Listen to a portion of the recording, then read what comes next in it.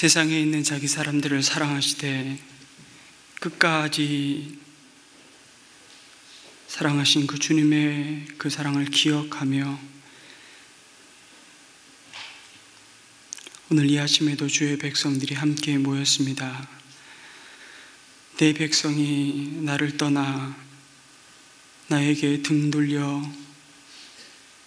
자신이 주인이 되어 삶을 방어하며 살아가지만 여전히 우리를 포기하지 않으시고 우리를 찾아오시고 자신을 내어주어 우리를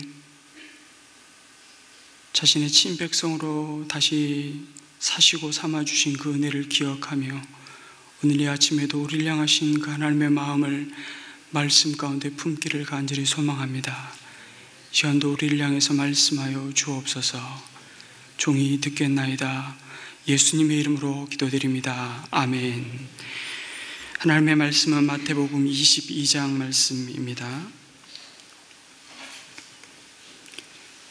마태복음 22장 15절에서 22절까지 한 절씩 교독하겠습니다. 마태복음 22장 15절 말씀을 제가 먼저 봉독합니다. 그때에 바리새파 사람들이 나가서 어떻게 하면 말로 트집을 잡아서 예수를 올무에 걸리게 할까 의논하였다.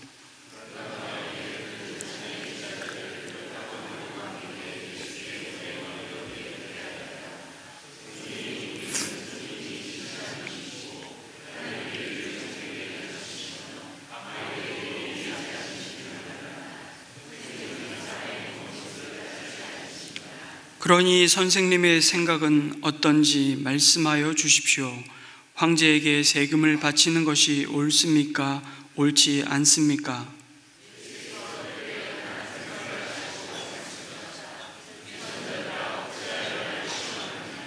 세금으로 내는 돈을 나에게 보여달라. 그들은 데나리온 한 잎을 예수께 가져다 드렸다.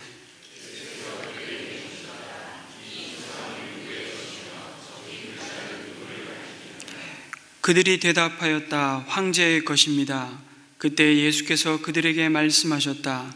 그렇다면 황제의 것은 황제에게 돌려주고 하나님의 것은 하나님께 돌려드려라.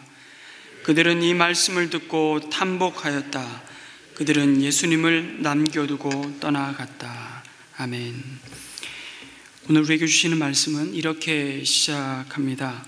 그때에 바리새파 사람들이 나가서, 이 말씀이 가리키는 그때는 어느 시점입니까? 바로 예수님이 예루살렘 성전에 들어가셔서 하나님의 이름을 팔아 성전을 돈벌이 수단으로 바꿔버리고 강도의 소굴로 변질시켜버린 그 성전 마당의 장사치들의 상을 둘러 엎으셨습니다. 그리고 이어서 성전에서 자신이 이 땅에 세우시는 하나님의 나라의 참 모습을 비유로 가르치시는 바로 그때입니다. 그런데 예수님이 가르치신 천국의 비유는 하나님의 백성이라는 자부심과 하나님을 아는 지식에 있어서 둘째라면 서러워할 자들인 종교 지도자들에게는 하나같이 비수와 같은 독한 말들이었습니다. 왜 그렇습니까? 그들은 메시아가 오심으로 하나님 나라가 세워지는 것을 사모하고 그 하나님을 믿고 의지하는 자들이 아니라 종교라는 울타리 안에서 자신의 왕국을 만들고 자신의 의로움을 뽐내며 사람들의 영혼을 훔치는 강도와 같은 자들이었기 때문입니다. 그런데 사람들은 철저한 가면을 쓰고 외식하는 그들의 실상을 모릅니다. 아니, 그들 자신조차도 자신이 얼마나 하나님의 마음과 멀어져 있고 하나님과 등지고 있는지를 보지 못했습니다. 너무 오랜 세월 스스로 속이고 있었기 때문입니다. 그런데 주님이 오셔서 그들의 영혼을 지금 말씀으로 마치 스캔하고 계신 겁니다. 그들이 하나님을 위해 행하는 모든 경건의 동기가 무엇인지 그들 내면의 중심을 말씀의 엑스레이로 훤히 들여다보시고 들추어 내셨습니다. 그러자 그들은 어떻게 반응합니까? 가장 종교적인 것처럼 보이지만 가장 세속적인 탐욕과 불의로 가득한 그들의 내면을 너무 적나라하게 고발하셨던 예수님을 향해 그들은 건너올 수 없는 다리를 건너고 맙니다. 바로 예수님을 죽이기로 굳게 결심한 것이었습니다. 그들은 예수님을 죽이지 않고서는 자기들이 죽겠다는 절박함과 분노로 불타올랐습니다. 그러자 예수님을 죽이고자 하는 방도를 모색하고 지금까지 유대 사회를 이끌었던, 그러나 서로 철천지 원수였던 사람들이 합종 연횡을 시작합니다. 바리새인들과 헤롯 당원들. 여러분, 이 사람들은 로마의 식민 지배를 받고 있는 상황 속에서 같이 만나고 얼굴 맞대고 밥 먹을 수 없는 사이입니다. 같이 밥 먹을 수 없다는 것은 원수라는 얘기입니다. 유대 사회에서. 우리 사회도 그렇죠. 마치 일제시대의 독립운동가와 친일파의 관계와 같습니다. 바리새인들은 이방인들의 통치를 받는 것을 수치로 여기며 반로마적인 입장에 서 있었던 종교 집단이었고요. 헤롯과 그의 당은 로마의 하수인 노릇을 하며 세금을 바치고 치안을 유지하는 힘을 부여받은 자들이었습니다. 이들은 사두개인들과 결탁한 친로마적인 정치 집단이었습니다. 그러니 로마의 세금을 내는 문제에 있어서도 이 두 그룹은 정말 상극 중에 상극이었습니다. 두 집단 모두 민중들로부터 지지 기반을 얻기 위해 서로를 물어뜯는 험악한 일상이 매일매일 반복되었습니다. 그런 그들이 예수님의 출현으로 그들이 지금까지 식민지 사회의 복잡한 그 이해타산 속에서도 유지해왔던 기득권마저도 위협을 받게 되자 의기투합하는 것입니다. 여러분, 그 위협이라는 것은 다른 것이 아닙니다.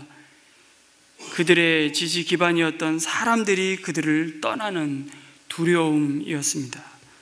그래서 지금까지는 서로의 입장이 달랐지만 예수님을 죽이는 일만큼은 서로의 이해타산이 딱 맞아 떨어진 것이죠. 그리고 가장 무서운 음모를 꾸몄습니다. 그것이 바로 힘센 로마의 손을 빌려 예수님을 죽이는 것이었습니다. 그리고 자신들도 서로를 공격하기 위해 무섭게 지켜냈던 세금 문제를 예수님께 가지고 나왔던 것입니다.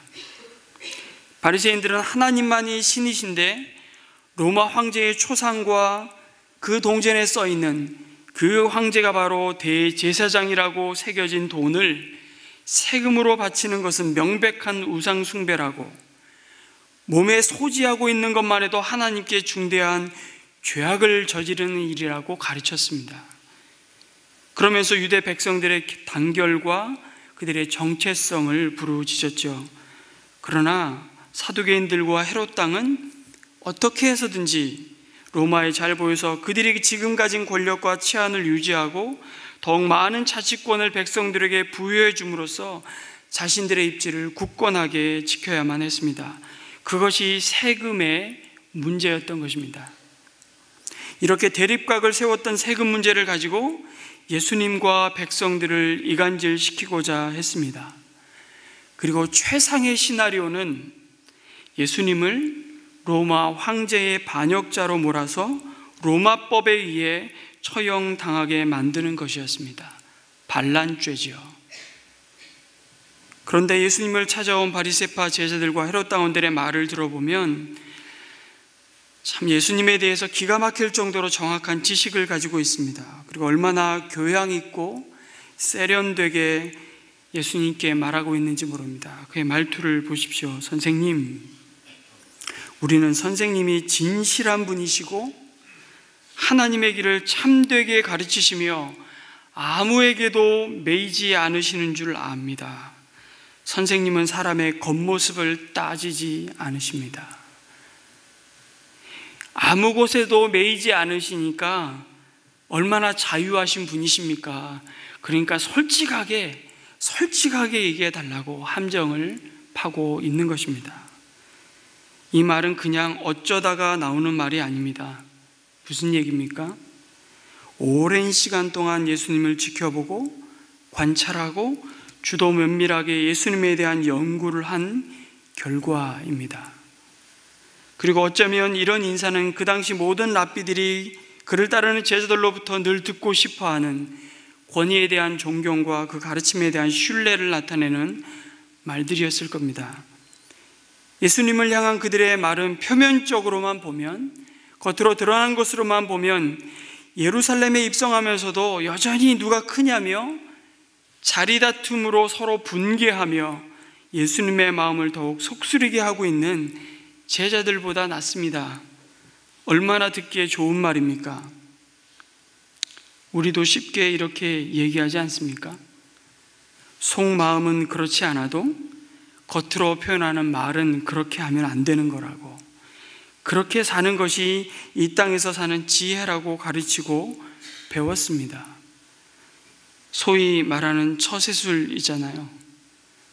마음에도 없는 말을 천연덕스럽게 하지 못하면 아무리 실력 있고 뛰어나도 다 소용없다고 생각합니다. 그런 면에서 예수님을 찾아온 바리새파 제자들과 헤롯 당원들은 달인들입니다. 아마도 그들 그룹에서 말빨로는 절대 밀리지 않는 특공 대원들을 구성해서 보냈을 겁니다. 그러나 여러분, 예수님에 대한 지식이 그들을 하나님 앞에 무릎 꿇게 하지 않았습니다. 아니, 할 수 없었습니다. 이들이 예수님을 만나고 돌아서는 이 장면을 끝내는 오늘 22절 말씀에 뭐라 그러십니까? 그들은 이 말씀을 듣고 탐복하였다. 그들은 예수님을 남겨두고 떠나갔다고 말씀합니다. 예수님의 지혜에 탐복했습니다. 그래서 그들이 당신이야말로 우리가 그토록 기다렸던 구원자이십니다. 우리가 어줍지 않게 당신을 시험하여 올무에 빠뜨리고자 했던 악함을, 이 사악함을 불쌍히 여겨 주옵소서, 그렇게 무릎 꿇지 않았습니다. 그들은 예수님을 남겨두고 떠나갔습니다. 이 사실을 주목해야 합니다. 오늘 우리가 하나님께 드리는 수많은 예배가, 끊임없는 기도가 하나님을 알아가기 위해 배우고 익히는 그 성경 지식이, 심지어 우리 몸을 불사르게 내어줄 것 같은 희생적인 봉사가 우리로 하여금 하나님, 당신이야말로 나의 진정한 주인이십니다. 당신이야말로 우리의 구원자이십니다. 나는 주님을 떠나서는 아무것도 할 수 없는 자입니다. 이 고백과 함께 그분 앞에 무릎 꿇게 하지 않는다는 것입니다. 그러면 도대체 어떻게 하라는 거냐? 예수님은 자신을 찾아온 자들을 향해 분명히 말씀하셨습니다. 외식하는 자들아, 어찌하여 나를 시험하느냐? 무슨 말입니까?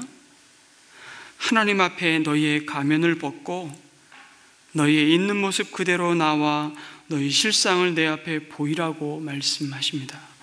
예수님은 그들의 악함을 아셨습니다.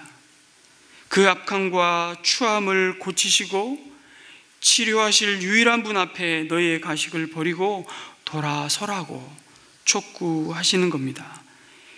이들이 로마에 내는 세금 문제를 걸고 넘어질 때 예수님은 대답하십니다.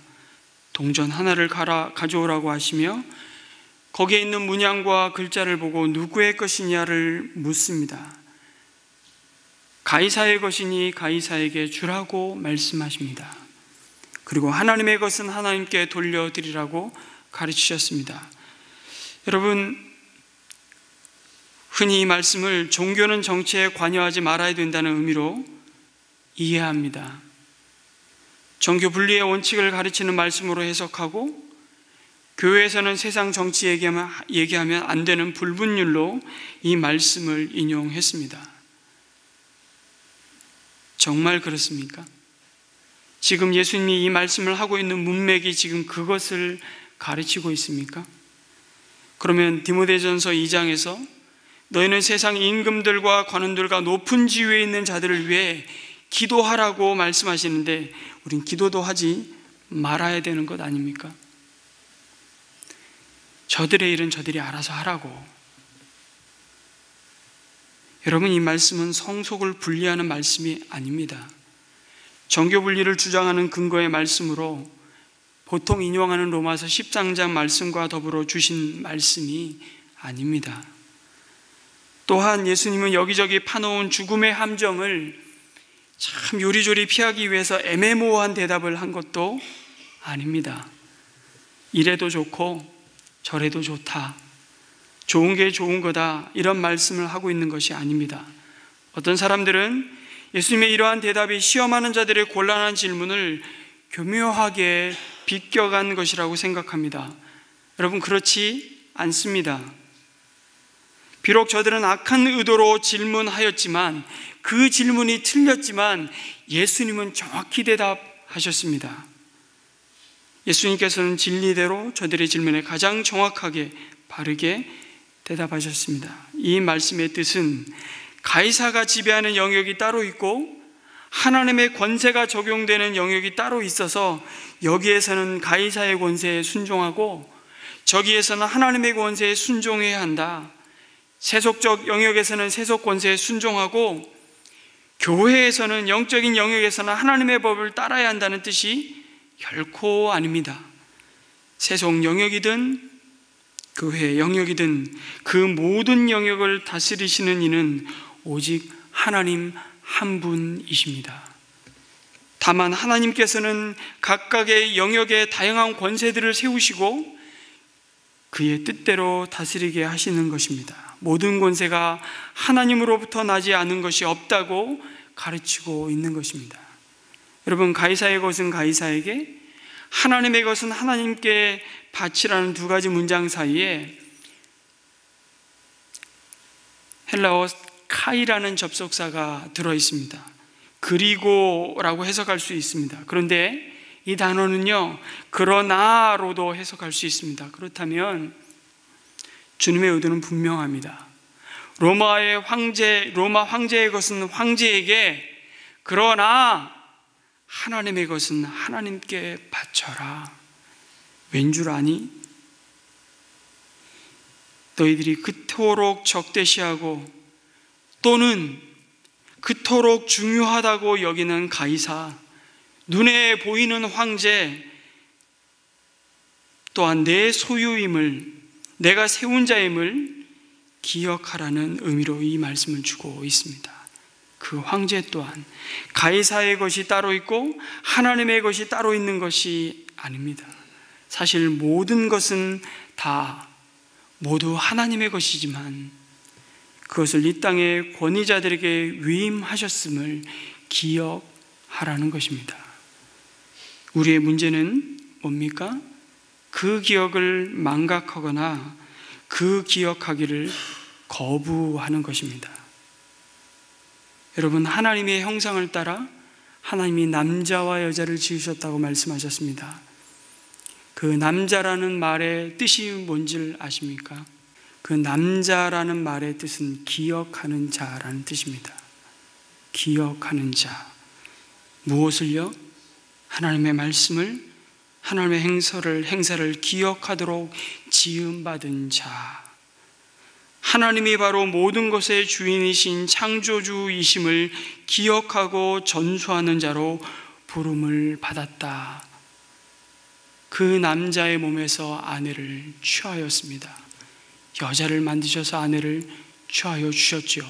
동일한 사명으로 부름받았다는 것을 확인시켜 주시는 말씀입니다. 그런데 우리의 문제는 그 기억을 망각하거나 침묵하거나 그 기억하기를 거부하는 죄입니다. 그것이 죄의 본질이죠. 하나님의 소유권이 어디 국가 권력뿐이겠습니까? 당신이 지금 가지고 있는 것은 당신의 것인가, 하나님의 것인가? 우리에게 묻습니다. 당신 가정의 주인이 주님이 맞습니까? 주님의 손에 있습니까? 우리는 그것을 기억해야 합니다. 가족을 돌보는 것이 당신의 손에 달려있는 것입니까? 아니면 하나님께서 당신에게 맡긴 일이십니까? 당신의 회사가, 사업이 당신의 손에 있습니까? 그 부서가 당신의 손에 있습니까? 당신의 자녀가 당신의 손에 있습니까? 아니면 하나님의 손에 있습니까? 나와 내게 속한 것이 나의 것입니까? 하나님의 것입니까? 오직 하나님이 주인이심을 오늘 이 말씀은 우리에게 가르치고 있습니다. 가이사의 것은 가이사에게, 그러나 하나님의 것은 하나님에게 돌리라. 그 대답을 우리에게 이렇게 주고 있는 것입니다. 그래서 그리스도인은 세상으로부터 구별되었지만 세상과 분리된 자들이 아니라는 것입니다. 여전히 이 세상에서 하나님의 나라가 임하는 통로로 그 삶이 드려져야 한다고 말씀하십니다. 로마도 주님의 것이다. 로마를 멸망받아야 할 대상으로만 생각하지 말라고. 지금은 이스라엘을 짓밟고 있는 나라이지만 하나님께서도 그들을 사랑하신다. 여전히 기다리시고 이런 하나님의 마음을 품고 그들은 카타콤에서 300년을 버텼습니다. 그렇게 300년 가까운 세월을 살았던 로마의 그리스도인들을 기억하라고 오늘 우리에게 말씀하십니다. 그들은 로마를 멸망의 대상으로 생각하지 않았습니다. 그들을 향한 분노가 얼마나 컸겠습니까? 그러나 그리스도인들은 그 분노에 휩싸여서 로마를 저주하지 않았습니다. 로마에 순종하면서 로마를 가슴에 품고 그들을 위해 기도했습니다. 주님이 말씀하셨던 그대로 원수를 위해 기도하라. 그런 의미에서 성도는 세상의 빛이요 소금이라 말씀하셨고 세상이 감당치 못할 사람들이었다고 말씀합니다. 그런데 내 백성이 그 길을 갈 수 있는 힘과 근거는 나에게 있지 않다고. 그것은 주님의 사랑이 내 백성을 포기하지 않으시고 자신의 모든 것을 내어주시고 그 백성을 얻으신 변치 않으시는 영원한 십자가의 사랑에 있음을 기억하는 것입니다. 그 사랑으로 오늘도 우리를 붙드십니다. 그 사랑으로 오늘도 우리를 살게 하시며 우리를 찾아오십니다. 그 하나님께 돌아가는 저와 여러분이 되시기를 주님의 이름으로 축원합니다. 아멘.